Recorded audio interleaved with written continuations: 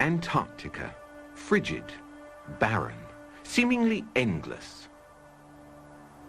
On December the 3rd, 1961, a 63-year-old woman by the name of Andrea Barnes set off single-handedly across this barrier of ice.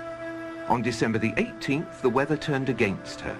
A week later, on Christmas Day, radio contact was lost. Miss Barnes was never seen again. This was to be the final leg in a journey that had started for her nearly half a century before. A journey ending in apparent failure. She had not succeeded in proving to the world that the Earth is flat. The argument, for all practical purposes, came to an end when the Church of England was established by law during the 16th century. They rejected many laws of the ancient Catholic Church, and to appear forward-thinking, they embraced many radical scientific notions prevalent at the time, including Copernicus' round Earth theory. With this endorsement, the theory found its way into the schools, which were then largely controlled by the Church. It has remained there to this day, and many children have accepted it without question. Andrea Barnes was not one of those children. Born into an Ontario farming family in 1898, Andrea was a bright child who spent much of her time learning about the world around her. She was inquisitive and precocious, and much to her teacher's dismay, she fervently believed the global Earth concept was nonsensical and easily refuted. Many scientists agree with her and are amassing evidence to carry on her work. By the time Andrea was in her teens, her brother Andy had already decided to go into the transportation business, and many of her friends had turned to nursing as a vocation. But Andrea devoted her time to exploring the world around her and to questioning. She was vehemently opposed to the use of globes in schools and formed a group to protest what she referred to as a load of old codswallop. They demonstrated in a manner they felt symbolic.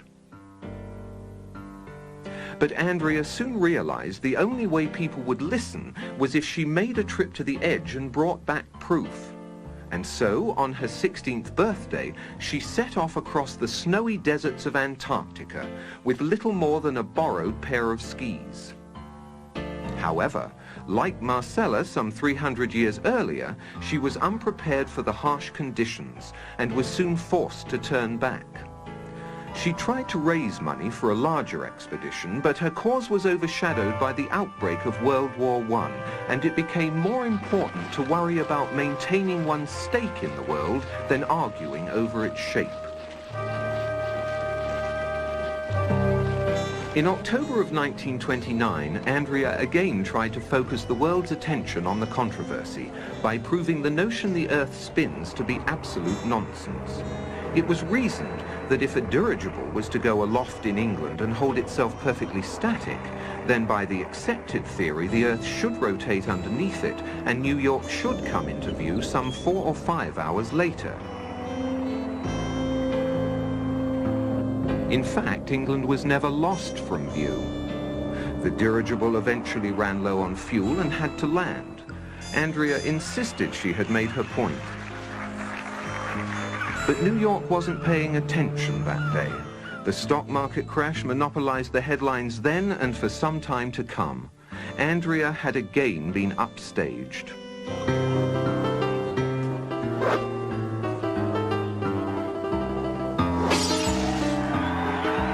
By November of 1938, Andrea was prepared for her second attempt to reach the edge. A consortium of financiers were providing her with a plane and a large enough crew to make a legitimate go of it. And so, once again, an optimistic Andrea found herself in Antarctica. And once again, fate was against her. A freak spring blizzard took them by surprise. They were unable to leave base camp, much less make a trip to the edge. The entire expedition was very nearly wiped out.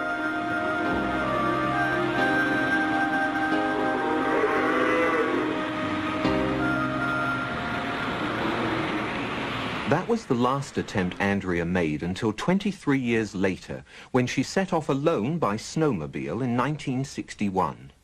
Until recently, that was the end of the story.